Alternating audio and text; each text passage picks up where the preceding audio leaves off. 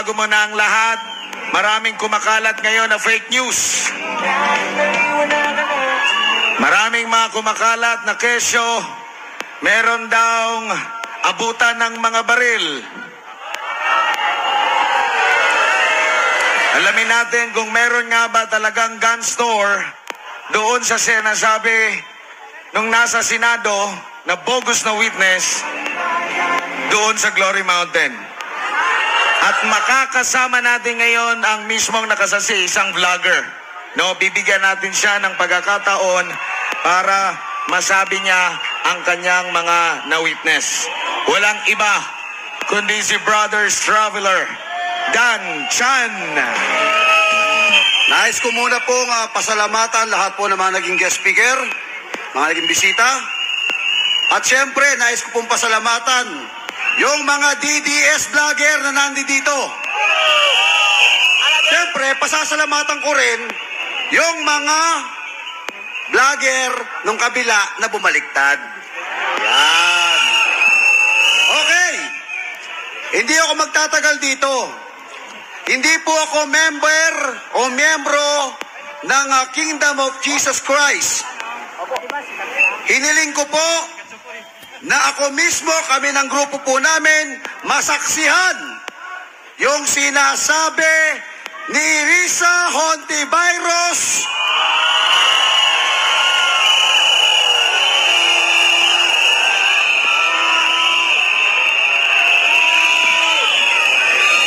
na sinasabi nung kanyang witness, meron daw pong mansyon, merong barel.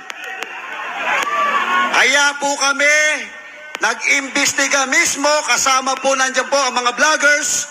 Pumunta kami sa area. Naku po, sablay, nagdala pa naman ako ng pambili ng baril. Wala palang gun store doon.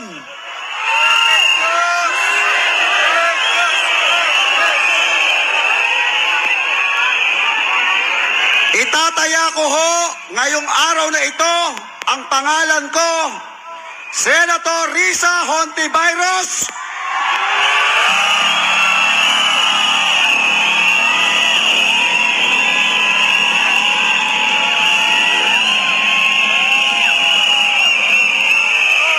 Kasuhan mo ako, kasuhan mo kami, pero ang sasabihin ko, sinungaling ang witness mo.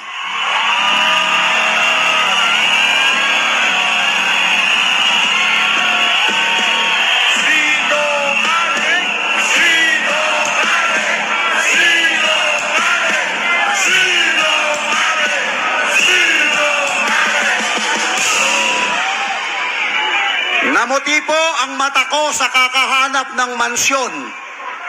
Mula sa Prayer Mountain, pumunta po kami sa Glory Hill. Glory Mountain. Wala pong mansyon.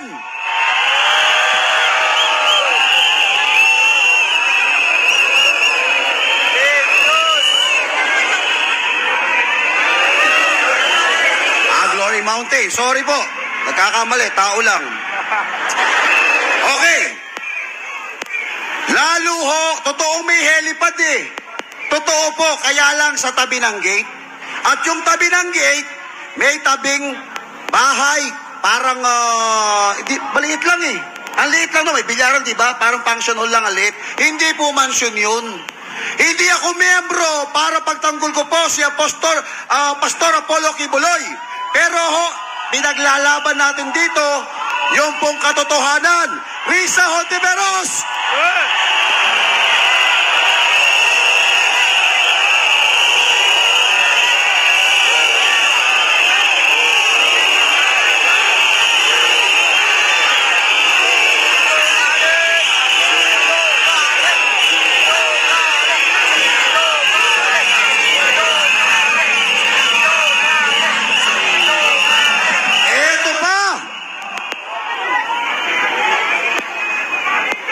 Abusado po si Pastor Apollo Kibuloy.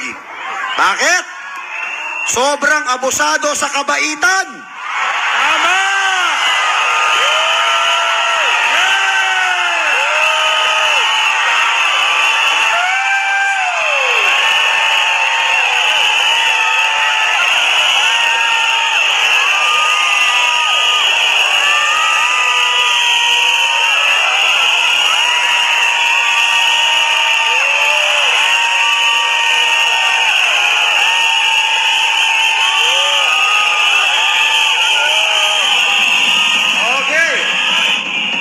ka makakakita. Pag member ka pala ng KOJC, libre ng matrikula mo.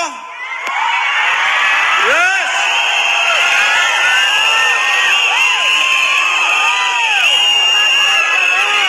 Libre pagkain mo. Yes!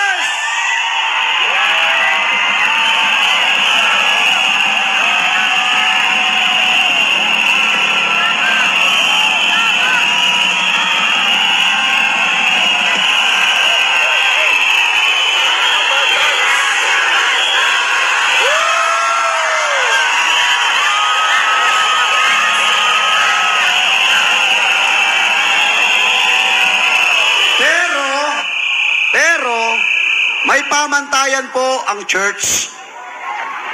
Magkaiba po yung church and state. Kaya kapag ka nagkakaproblema yung membro simbahan, meron po silang natural. Paparusahan ba yan? Hindi paparusa. Pagtutuwid. Pero kay Hontiveros, ginawa niyang kaso.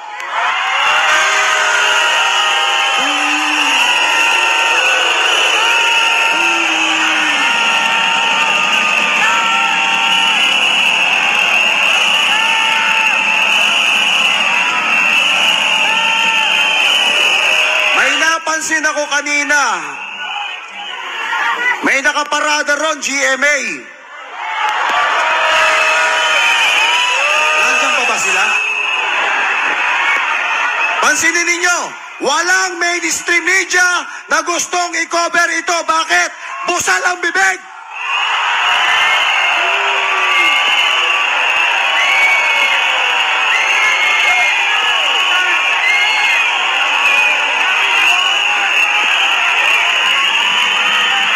Saan nyo napapanood ito? Sa mga DDS vlogger at saka sa mga BBM na bumaliktad.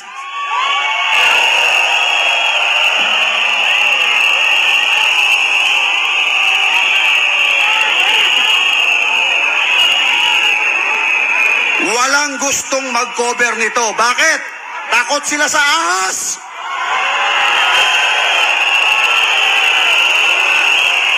Okay, takot sila sa ahas.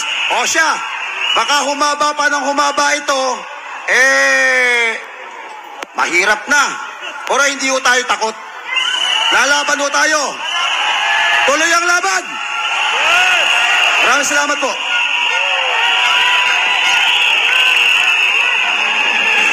Laban kasama ang bayan! Laban kasama ang bayan! Laban kasama ang bayan! Laban kasama ang bayan! Mga kapatid, mga kababayan, di ko na po patatagalin pa dahil isa sa magsasalita ngayon ay si Jeffrey K. Eric Celis para ibahagi sa atin ang naganap ngayong araw sa Kongreso.